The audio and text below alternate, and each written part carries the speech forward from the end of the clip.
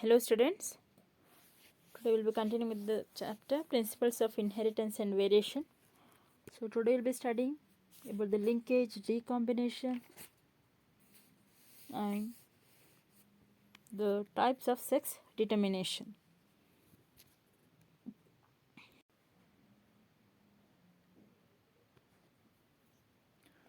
Now children look different from their parents.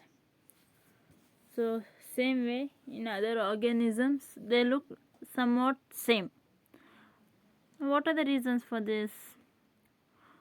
So this was known by Thomas Hunt Morgan. He verified the chromosomal theory of inheritance through various experiments. Morgan he chose the tiny fruit fly first, that is a Drosophila melanogaster, for his research. There were several reasons for this, why he chose this one. So first was these flies they could be easily grown in a simple synthetic medium in a laboratory. So he also found that a single mating in these flies produced a large number of offspring. So moreover, the male and the female flies were easily distinguishable. And it had only 4 pairs of chromosomes, and the analysis was easier. And another reason means these flies they had showed several headed in variations. It could be easily seen through the low power microscope. And these flies they have the life cycle of 2 weeks, and it could help in the study for the several generations in the short time. He carried several dihybrid cross experiments with Drosophila to study sex-linked genes. For example, he crossed yellow-bodied the white-eyed females with the genotype small y, small w, with brown-bodied red-eyed males with the genotype of small y plus and small w class to produce the F1 generation. So what was F1 generation now? So here the plus sign in the superscript, it represents the dominant wild type alleles, and then he crossed to the F1 generation to obtain the F2 generation, and he observed that the genes did not separate independently, which was an exception to Mendel's law of independent assortment. Morgan and his colleagues they knew that only the X chromosome could bear the genes. Furthermore, they noticed that during a dihybrid cross, if 2 genes lie on the same chromosome, then the proportion of the parental gene combinations, so that is the small w, small y plus, small w plus in this case, it was much higher than the non-parental gene combinations for the recombinant types, that is small y plus, small w and small y, small w plus. Morgan found that this was due to the physical association or linkage, which describes the tendency of certain genes to be inherited together and their ability to retain their physical combination in progeny. Genes which are located on the same chromosomes and that are inherited together are known as linked genes.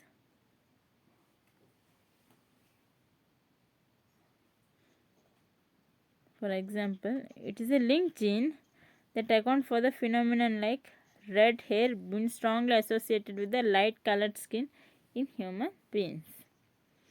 If an individual inherits one of these traits, he or she is most likely to inherit the other traits too.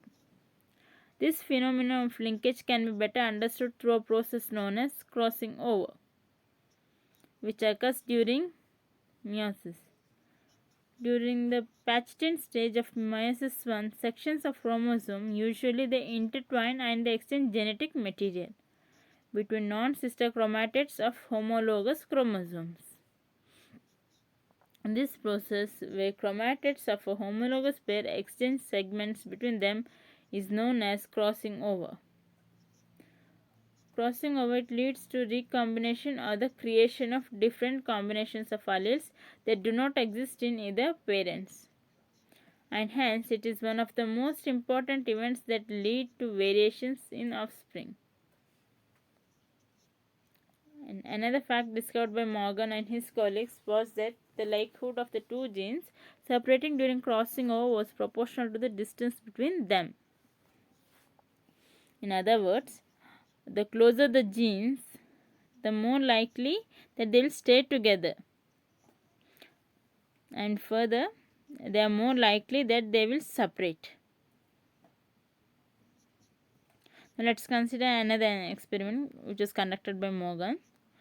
He crossed white-eyed miniature winged females with the genotype small w, small m with red-eyed normal winged males with the genotype small w plus, small m plus.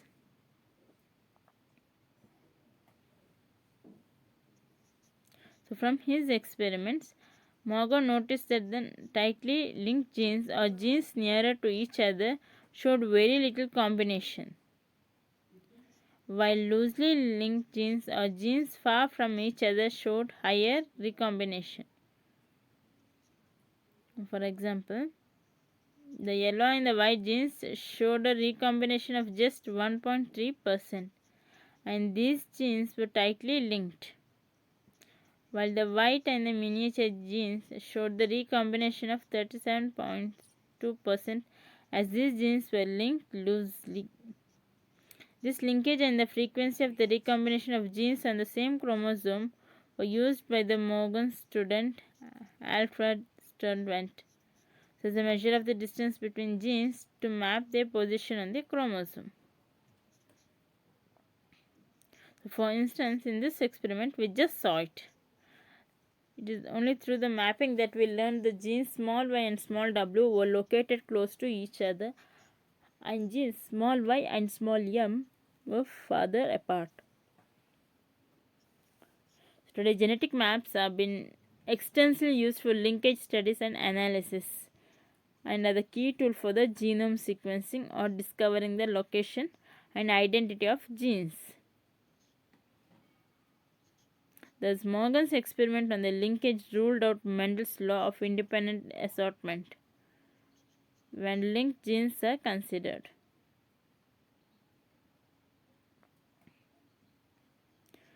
So people usually they'll be eager, no, of the sex of the unborn child.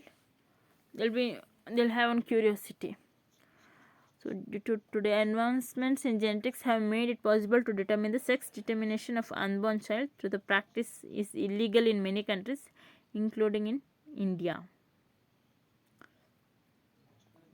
But however, determining the sex of an unborn child wasn't easier in earlier times, and the mechanism of the sex determination puzzled geneticists for a long time. Early research in the field of genetics was carried out using insects.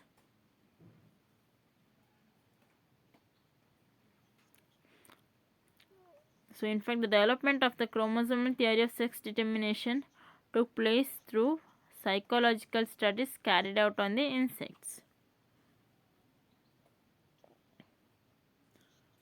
Today, sex determination in human beings and several other animals is done with the help of the specific chromosomes.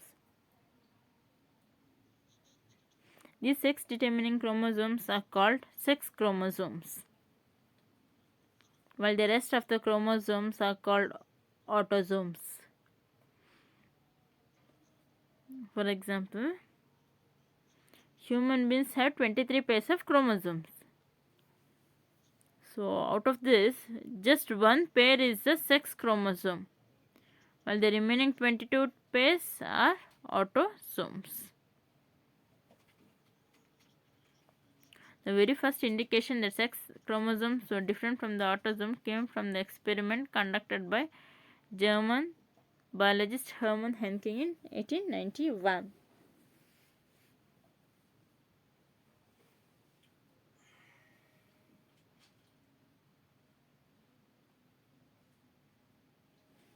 See, you can see the chromosomes.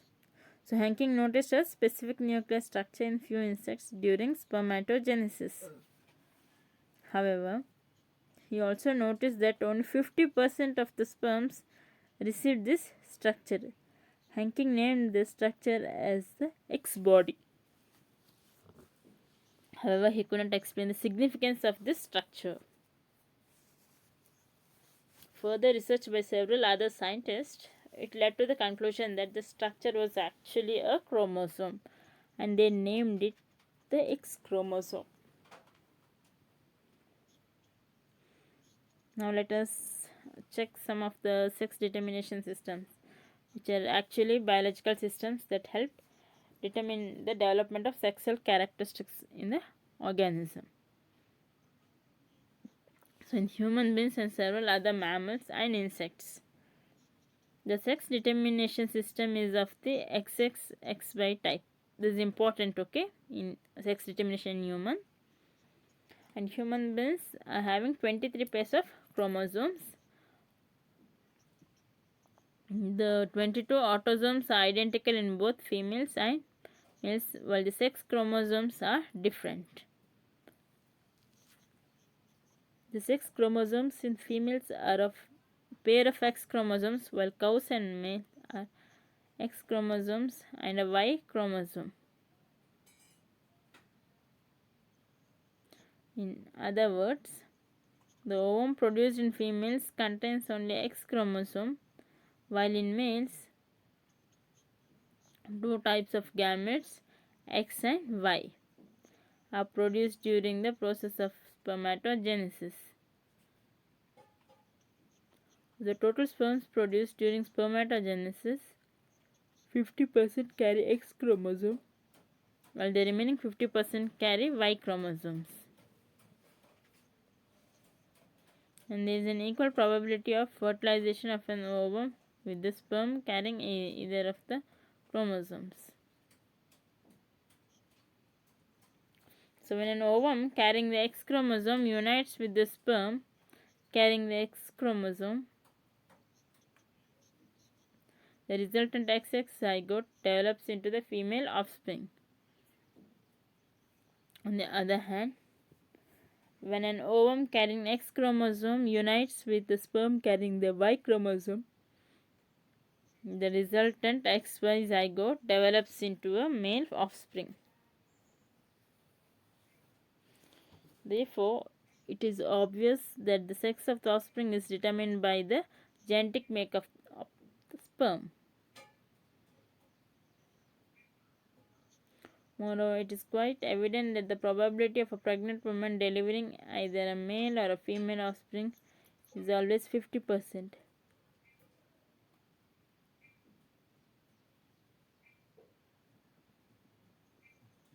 And another mechanism of sex determination is the XXXO type. It is applicable to several insects such as grasshoppers, cockroaches, and bugs. In this type of sex determination, females have two identical homologous chromosomes designated as XX, while the males have just one X chromosome designated as XO.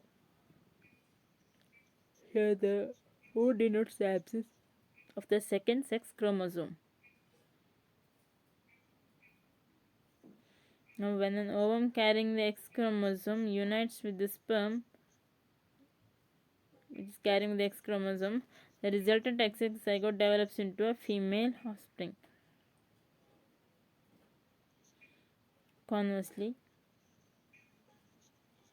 when an ovum carrying the X chromosome unites with the sperm carrying the no chromosome, the resultant exozygote develops into a male offspring. So therefore, we have seen that in both the XX and XY and the XX and XO mechanism of sex determination, it's the genetic makeup of the sperm that determines the sex of the offspring. Such a system of sex determination is known as male heterogamety. However, there are also several organisms in which the mechanism of the sex determination is female heterogamity. That is, two different types of gametes pertaining to sex chromosome are produced by the female. An example for such a sex determination system is a ZW and ZZ type, and it occurs in birds, reptiles, fish, and some insects like butterflies and moths. In this type of sex determination, females have two different types of sex chromosomes designated as ZW. Apart from the autosomes, males on the other hand have identical sex chromosomes designated as ZZ apart from the autosomes. If an ovum carrying a Z chromosome, it unites with the sperm carrying the Z chromosome, then the ZZ zygote is formed and it develops into a male offspring. However, if an ovum carrying a W chromosome unites with the sperm carrying the Z chromosome, a ZW zygote is formed and it develops into a female offspring.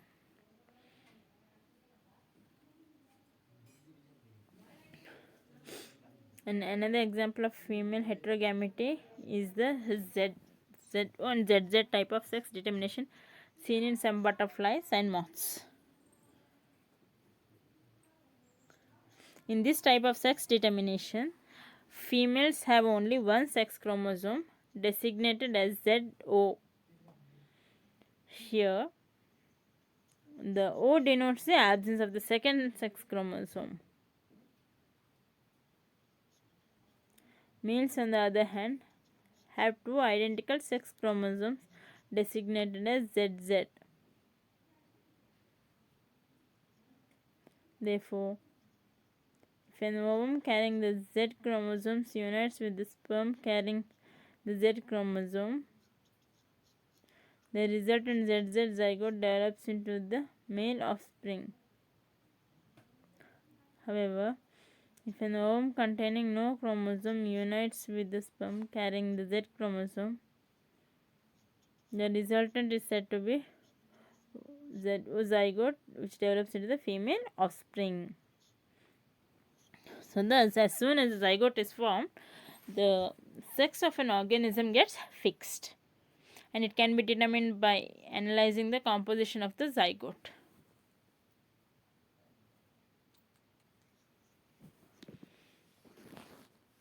So the important questions are: what is linkage? And mention the two types of linkage. It's complete linkage and incomplete linkage. And what is recombination? And this is a very important question. Describe sex determination in human. What do you mean by autosomes and allosomes? Thank you.